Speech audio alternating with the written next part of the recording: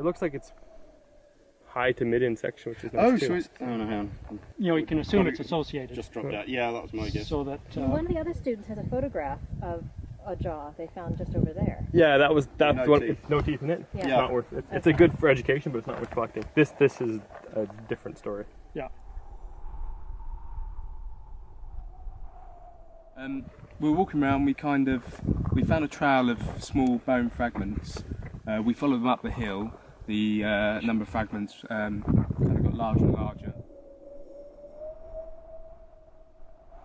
This was the enamel surface, and that sort of ridged, kind of spade shape with the wear facet tells you that this is certainly one of the large herbivorous dinosaurs, and the shape of the root confirms that it is a hadrosaur tooth. It's been broken, but that will glue together quite cleanly, and it's pretty rare. Okay, so we've got the large scapula of a ceratopsian or hadrosaur here. Here's the anterior end, which would join onto where the humerus would attach and articulate there. And then here's the blade, would be flat here. I just found a tyrannosaur tooth. You can see the Hold it up a bit. striations. Oh yeah. All the teeth are gone, but you can see it's still there. And those are the are they called the dental batteries? Dental battery, yeah. Yeah. So this is the dentary, the lower jaw Yeah. of a hadrous duckbill dinosaur. All the teeth are gone, but you can see where all the teeth would be Yeah. lined up in rows there. Wow. So yeah, this area is really nice here. There's some big bones coming out over there too.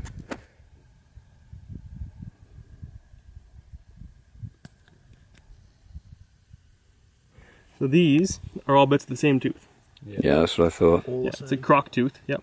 Cool. That has split. That is the base of another tooth that's lost all the enamel off of it. Mm-hmm. Right. And that looks to be crocodile as well.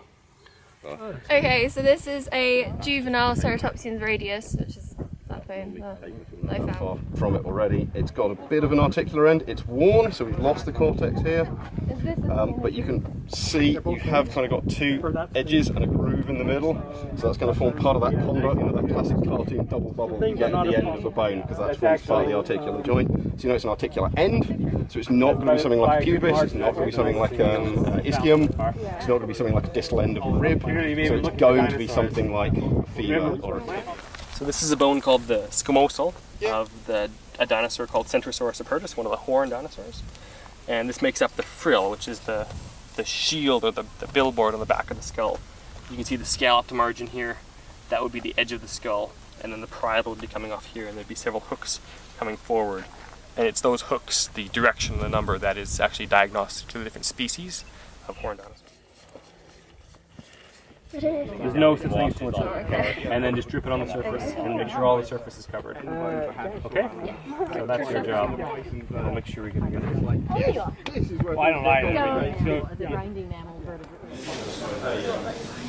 What do you call the first section in a book? It's something called before the introduction of the book. Pre, yeah, preface, right, or prefix. So this is a pre-dentary in front of the dentary. It looks kind of like a crocodile. It's actually more closely related to varanid lizards, so things like the Komodo dragon and monitor lizards. This is an animal called a mosasaur. It's one of the three major groups of Mesozoic marine reptiles.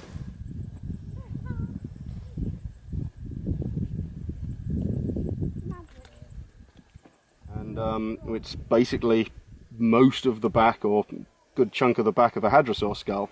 So we have 1 and 2 lower jaws, several more parts of the skull knocking around here, and this piece, which is really quite clear and shows off. You can actually see we've got part of the maxilla, so the upper part of the jaw, and all these little white pieces are actually the teeth still in situ. They're broken, but the black enamel is really quite clear.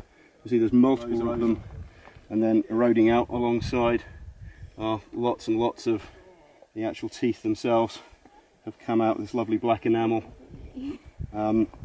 It's really quite a great find, and the guys from the Tyrrell who've accompanied us are going to come out and collect this at some point, and it'll go into their collections for research. You got to remember, before they had a good age of the earth, people were looking at, even people who really thought the same, were looking back at things 10,000 years old. That's totally plausible. Yeah. You know, he's talking about changing generations.